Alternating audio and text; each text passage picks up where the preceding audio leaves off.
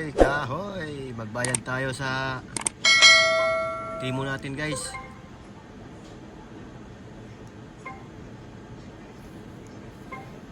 Magbayad tayo sa timo.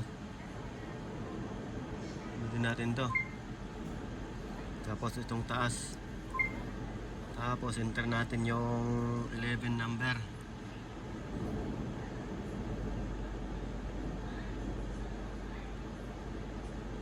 Three, 7, 9, 3, 5, 5, 8, 2, 4, 2, 4, 37.95, 37.95, 55, 82, 424.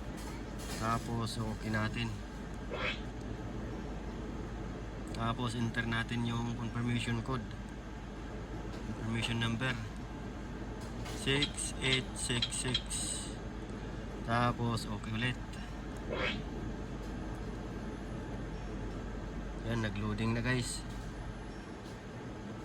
Tapos pindutin natin to.